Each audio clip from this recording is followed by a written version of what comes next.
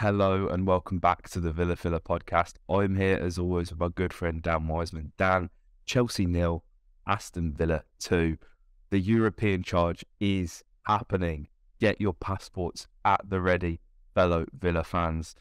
I can't believe I'm saying this, mate. I feel like we've willed this into existence on this podcast. Yes. I was going to say, mate, I think you need some kudos because, before the game, you went in optimistic. As always, to be fair, we tend to be on this podcast. Neither of us predicted that we would lose this game. But yeah, you went in, you called, am I right in saying you called it? 2-0? I think I called 1-0. I think I called 1-0. 1-0. I know that was someone will correct us in the comments. But either way, mate, you've willed, as you said, willed this into existence. You've been manifesting this win that sparked our European charge. And, we've got a nice chance to build some momentum now with another game on Tuesday. But as I said, mate, it's, I think you deserve some respect there. Mate, the podcast deserves some respect. Guys, make sure you leave a like and comment your thoughts below on that because, mate, it's wins like this, it makes the podcast that much more enjoyable. But we know you guys enjoy the podcast more when we win as well. There's so much to talk about in this game. There's so many sort of things that happen in the game, the ramifications of some of the other games as well. When you look at the table, I mean, to start off not talking about Villa, almost everything has happened perfectly, right? Because you look at the table now, Villa now sitting 9th place in the Premier League table, only a point behind Liverpool, who have a game in hand. But Liverpool obviously lose the early kickoff despite going 1-0 up 4-1 against Manchester City. And that's great because now they're that little bit closer to us still. 3 o'clock kickoffs as they go. They all went pretty decent for Villa. Leicester lose 2-1 to Crystal Palace. I think there's 10 points between us and Palace now. They're completely cut off. It doesn't matter. But Leicester losing that is obviously going to be important for Tuesday's game, which we'll preview in tomorrow's preview. Brighton Brentford 3-3. 2 fellow European chasers taking points off each other. Absolutely ideal circumstance there as well, mate. And obviously Fulham lose to Bournemouth as well. So Villa had to go and win this game against Chelsea to help make up the ground. And I'm so happy it all played out how it did, mate. Because, being the late kickoff, you wait all day, literally all day. I was up and out from Sheffield at 8 o'clock yesterday morning. I come back at near 1 a.m. this morning, and it's that sort of anxiety. And when you see the results, they're all going your way. There's 90 minutes, and Villa go and get the job done. It's just not something that we used to feel in, right? Actually managing to go and get the job done. It's remarkable, mate. Talk me through it. Yeah, mate. Wow. You're right. You sort of, obviously the way Villa fans are going to sugarcoat this is that, we're sat in 9th, but it is only 2 points off 6th position. Obviously, the slight asterisk next to those is that everybody above Brentford, I believe, up until Spurs, so those 3 teams around there, they've all played 26 games to our 28. So yes, whilst we are only 2 points off 6th, 41 points, chasing down 43, you imagine that, by the time we get to May, especially with how, the likes of Newcastle and Brighton, how they're playing, that gap might expand a little bit. But for now, as you say, mate, I think we just need to take it one place at a time. And that's why this game was so important, wasn't it? Is that this was the game that would allow us to leapfrog into the top half of the table. We were playing for 10th at the time. It's now become 9th, given that Fulham result, as you rightly said, mate. It was a game where, to sort of go into that, we had to sort of ride our luck a little bit. It was a really good performance from Emi Martinez. I thought he was outstanding yesterday. And it just goes to show why, if you wind the clock back to that Arsenal game where, both of us sat on this podcast, mate, and said, look, the Villa fans were questioning Emi Martinez, his tactics, who he is, whether he'd taken it too far this time. And, we both sat here and said that the talk was reactionary, that we have a great goalkeeper. And here we are against another London club in a massive game. The stages that he's born to provide and to succeed on. He drops another masterclass. And it just, hopefully that's a word on the sort of, football is never a linear experience. There are highs and lows. It's, you know, mountains and valleys. It always is. But I thought he was fantastic yesterday, and it is unfortunately for Graham Potter. Actually, when I saw the stats from the game afterwards, I was like, I think there's only one person in the world that's more mistrusting of expected goals than I am. I think it might be Graham Potter, because I think XG would have them winning this game near enough 2-1. I think that, you know, they're 27 shots to our 5, 8 on target to our 2. But the chances that we created were real quality, I thought. Obviously, McGinn strikes it from range, but Ollie has 2 really good chances in the first half. The first, which he sort of drags wide, and the second, which, you know, he puts perfectly over Arrizabalaga. But it's one where I do feel that, despite it didn't feel like that to me, really, mate. That it was a game where, you know, you look at, for someone that didn't watch the game, I said, you look at those stats: 27 shots to our 5, 69% possession for Chelsea. You know, they've had 11 more corners than we did. They've put together near enough 320 more passes than we did at better accuracy. For someone that didn't watch the game, it looks like an absolute smash and grab job from us. But I don't know, maybe this is sort of my claret-tinted specs talking, but I don't think it felt like that, really. No, I disagree. I think what, you know, for people who may have only seen the 3-minute Sky highlights cut, and it opens with that god-awful pass from Emi to Boober. I don't know what Emi was thinking. And then he tries to put it on Boober afterwards as well. I'm like, what are you doing? That was an awful pass. You should never have made that pass. He was quite clearly marked by Mudryk. But he comes up clutch with the save there. He comes up clutch with the one-on-one save with Mudryk. I mean, he made 7 saves in the game. Chelsea's 27 shots, mate. Interesting. That's the most attempts they've had in a Premier League match without finding the net since January 2014 against West Ham, in which they had 39 shots and didn't score a single goal. Now, there's 2 ways you slice that. It's luck or it's poor execution, right? But I think what's really important to note in these kind of games is Villa aren't coming to Stamford Bridge or to any away ground in the Premier League to dominate possession, to score, you know, 5, 6, 7 goals and just absolutely pummel teams into the ground. There is an element of control in what we're doing by allowing the opposition to have the ball. John McGinn said in his post-match interview, mate, you know, the Sky presenter, I don't know who it was, who was conducting the interview, said, you know, what's the key here? And he sort of flippantly said running, but you know, he's right there. Like, we outran Chelsea, and you know, he spoke to the positional work and being clever in transition. And then there was also that interview with Ollie pre-game that he did with Tubes, where he spoke about constantly wanting to come short and get himself involved in the game. And Unai saying, no, stay there. Like, you have to be there, because for this passage of play to work, you need to be there when this ball is getting played, not coming in and receiving it short and it being, you know, maybe Alex Moreno who occupies that space, because the chances of Moreno scoring in a position where Ollie's scoring are obviously drastically less. So, you know, there is this element of sort of allowing teams to have possession and knowing that as long as, you know, we're finding the positions that we need to be in and sort of we're marking who we need to mark. And listen, the average positions, they completely testify to this, mate. I'll make sure this goes in the edit. I promise this time, guys. It's a channel meme. I never put it in the edit, but I've got it right up here, okay? You slot that the Chelsea average positions right into the Villa average positions, and it fits like a glove, mate.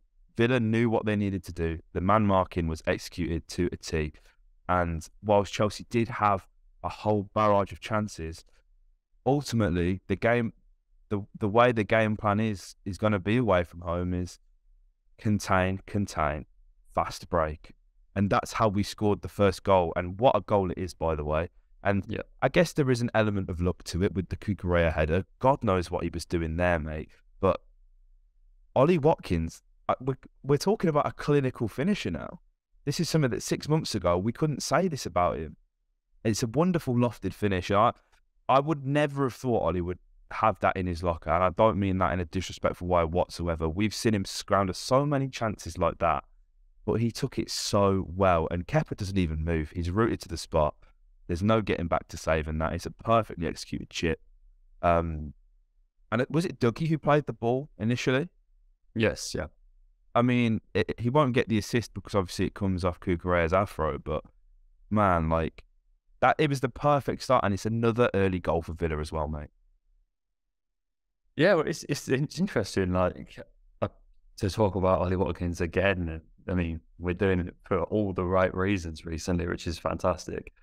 We haven't seen him finish like that before, really, because we've never seen this version of him before.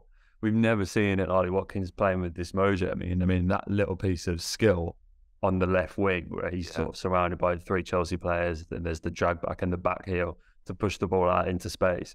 It is such a far cry from anything we've seen of Ollie Watkins, and you realise now that, you know, every sport is a confidence sport, really, but confidence changes players.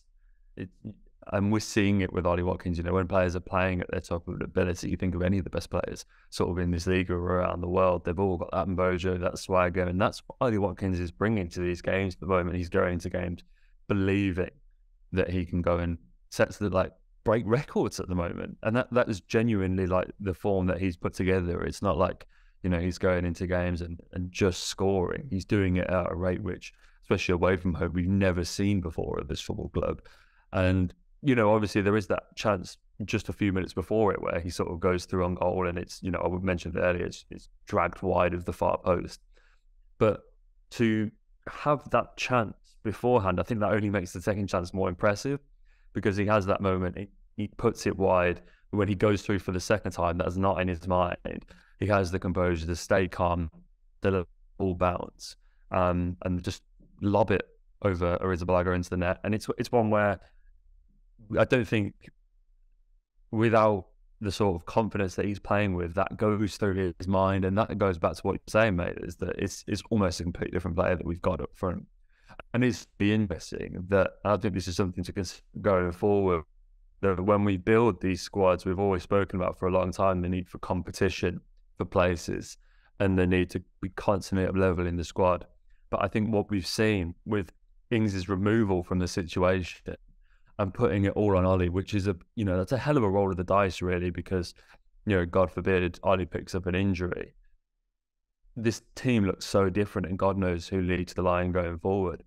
So we've put a real, a lot in the medical staff, really, to make sure that he stays off the treatment tables. But it to be perhaps more specific to the types of characters that you have in each position, as to whether that general sort of principle when you're building a squad is looking to constantly level, have battles for starts and for places in the team every week between players of a very competitive and similar ability. This will always now be the case in point for, actually, sometimes if you take a player aside and say, no, you're going to be the guy, we're going to sell down you, you're the big guy that's going to force up this thing. Unai's clearly made him very key to his system, and Ollie's just reveling in that. And perhaps that's something that we need to consider for other players who, for the longest time, see someone like Dougie Luiz, for example, we've been saying that they clearly have the ability. It's just they've been patchy or inconsistent or not living up to it or whatever it might be. Putting an arm around the shoulder and saying, no, don't worry, you're in my team, you're crucial. And Ollie's reaping the benefits of that faith, mate. He is, absolutely. And, he's in esteemed company in the fine form he's in as well, mate. He is only one of 3 players to have hit double figures for goals in each of the last 3 Premier League seasons so far, alongside Harry Kane and Mohamed Salah. It's Ollie Watkins' world, and we're just living in it right now, mate. John McGinn as well, man. I mean, I think we need to give him his flowers, because he's came back with a bang, hasn't he? And he scores. It's kind of rude to call it a tap in, really, for Scotland, because he had to actually do a lot to get to the back stick in the first place to sort of knock that one away. And he's come back, and then there was all this talk from BBC Sport about how he'd gone like 46 games without scoring a goal or something stupid like that. The last time he scored for Villa in the Premier League was against Crystal Palace away last season.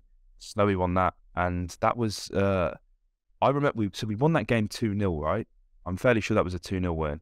And I firmly remember thinking, this is the turning point. And now here we are. John McGinn we've almost come full circle now. And this truly is the turning point for Aston Villa. And things are looking way better than they ever were. He needed that. And he rattled, as you mentioned earlier, mate, he rattles the crossbar early on in the game. The goal is taken so beautifully. And as well, like while we're out here giving respect, Austin McPhee deserves something for that as well. That is a very well worked set piece, and they don't always come off. They're not always going to come off, especially when you're going to be taking pot shots from just outside of the box. But I mean, what a finish it is. And 60% of John McGinn's Premier League goals for Aston Villa now have been scored outside of the box, including each of the last 5 goals. So the last 5 goals he scored for Villa in the Premier League have all been outside of the box. That's mental. It's crazy. It's crazy. Yeah, mate. It justifies the next month's worth of shooting, doesn't it? How long until we all get fed up again? John, the man must take about 3 a game. We're always that thing. Like, how often do these run in? Now, if I'm once finding it at the back of the net, it justifies the next 6 months worth of shoot from 30 yards. But no, mate, he's come back after an international break, which must have been a really weird one for him personally, because obviously he's played such a key role in both of their games. Obviously, there's been that whole thing with Rodri's comments after the Scotland game and everything like that. And I mean, Scotland's performance was, I think it was a spirited performance, shall we say? That's the nicest. Put it politely. Yeah, that's the best way I can put that, John. And you know, he's just come back and slid into the side seemingly, and it's one where he's always had a good game really at Stamford Bridge as well. I feel like I've watched him a few times at Chelsea, and he's come up and played well, and he's one that, you know, he seems so really to have bought into the Villa project, and you know, there's never really any doubt that John will be around for the long run. And it's just great to see him, because obviously when he comes back from international break, the conversation is always about his goal scoring form for Scotland. And rightly so, because, you know, he's the first one to say it, that he needs to replicate that for the Villa. And I mean, look, like, he's not going to be slapping them in from 30 yards every week as much as we would like to see that.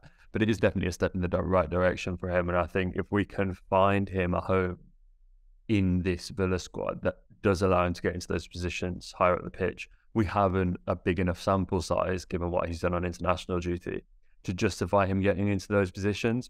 And as you say, mate, you know, they're so different, the goal that he scored, you know, arriving at the far post, getting in those difficult situations, making runs off the defender's shoulders to bundle it over the line, compared to the one where, you know, as I said, he's taken this one differently. You know, he sort of said, left foot opens his verb and sort of curls it away into the far corner. 2 very different goals, but it just shows the range to the finishing that he has.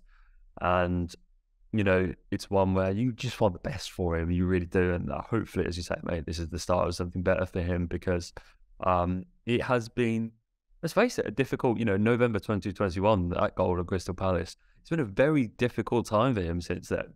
There's been times where John McGinn has not looked himself for a very long time. It's not like he's been putting in great performances week in, week out, and the goals just haven't been coming.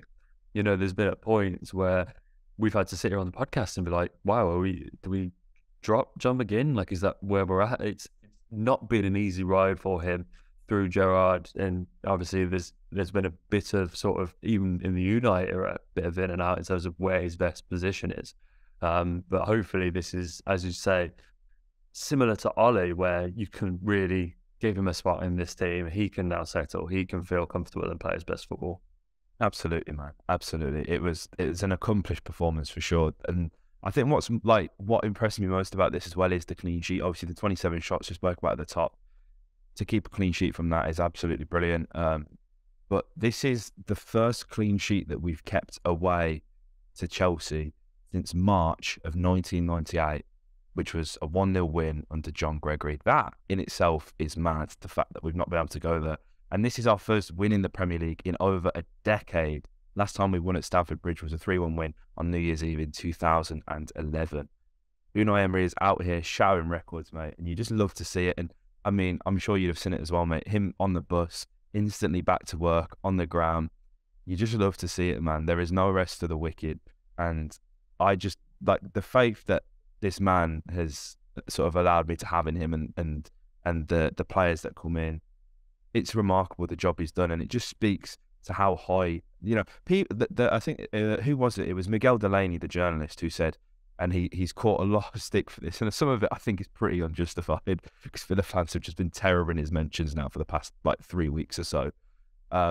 He said he said that Emery, I almost called him Arteta then, he's a good manager, not an elite manager. I'm sorry, but if you can bring on Callum Chambers and take us to a back five and have Callum Chambers, who is someone, you know, long time listeners to the podcast will know I'd like Callum Chambers, but he's had me sort of questioning his ability in recent performances, to say the least. I just don't feel confident when he comes on the pitch. Have 45 minutes, slide into a back five, really shut Chelsea out, make 2 clearances, 1 interception, 5 tackles, win 5 of his ground duels. Like, he could put you in goal and he could put me as centre half, and I'd have complete trust in him. Like, this is an elite coach. He is an elite coach, because good coaches don't get as much out of this group of players as Unai is currently maximising, mate. That's just the top and bottom of it. No, you're absolutely right, mate. I mean, look, we are literally, I have so many stats here in front of me. Like, the one that jumps out is obviously where we sit in the league since Emery's arrival. So, you know, in that, we've played 14 games. We sit that level on points in that time with Man City, albeit they've played a game less than what we have. But, you know, level on points with Man City in any metric whatsoever, you take that. You know, we've picked up more points than Man United in that time. And, you know, you compare that to what's interesting is the teams, you know, that are around us in the league. You know, we're trying to get round those Brightons, those Brentfords, those Fulhams. You know, they've just dropped below us. You know, in the league table in that time since Unai has arrived, we sit third, 26 points in that time. You've got Brentford fifth, 24 points. Brighton down in 9th on 21 points. Fulham down in 10th on 17 points. I mean, we're above Liverpool. We're above Newcastle. So these are all clubs, some of whom are, you know, on a upwards trajectory, that we're outperforming, and it's a matter of consistency now. And we go into another game on Tuesday, which that will be expected to win. I think we can say that now, and that comes with a different type of pressure though, because we've got another potential 6 points coming up next. Like, we could be sat here next Sunday, mate, another 6 points in the bag after games against Leicester and Nottingham Forest. And then there's some big games to after that against Newcastle, Brentford. Well, the big next 4 games really against teams in and around the top half. You've got Newcastle, then away to Brentford, at home against Fulham, then away at Old Trafford. There's a lot of big games coming up, mate. But we've shown that we can handle this big stage. But again, it's about making sure that you handle your business in the games where we can be the side that go, you know, away and play good football and dominate the ball, and we can put that side of the performance together. But no, mate, I think for now, very happy with how this has gone. Didn't realise that Graham Potter played for Blues. So I didn't know that. Did you not know that? He's a Villa fan though, isn't he? I'd always heard this. I know he's born in Solihull. I think if you're from that part of, you know, I suppose that you support the Villains, but I didn't know he played for Blues. So that does a little regard. But hey, we're coming to a big game now. This is going to be a really, end of this, really, really fun. Yeah, absolutely, man, absolutely. And you know, it's interesting you say, because after this week, practically everybody aside from Fulham, which could change depending on form, and Wolves are above us in the table after this weekend. So, as I've been saying for weeks now, mate, our destiny is firmly within our own hands. I think we're currently returning something like 1.72 points per game under Unai Emery. And with that return, we should hit the threshold for 7th place, which is the place that defaults to Conference League from the FA Cup, because should a top 4 team or whoever's already in European football win that, then it defaults. So it's a really good place to be right now. It is a really good place to be a Villa fan. I'm so excited. We're going to be back tonight to sort of preview Leicester in a bit more detail. That'll probably come out Monday morning. But guys, thank you for listening. Thank you for watching. If you didn't know, you should know, we're on TikTok and Instagram. Dan created a, is it Bitly? I forgot what it's called now. No, it's a link tree. Link tree. Yeah. Dan created a link tree. That will be in the comments of every YouTube video with all of the links that you need. That's FPL, that's Instagram, TikTok, Twitter, everything like that you could need. Good news, more so for us than you, but we've got ads back. So when we get the payment, we'll get the second shirt that we promised to give away, and we'll give away both of them. So don't you guys worry about that. We finally got our monetization back. So we'll have them giveaways coming soon. We haven't forgotten. And yeah, make sure you subscribe if you enjoy, leave a review, follow, share it with your friends, all that kind of stuff. Up the Villa.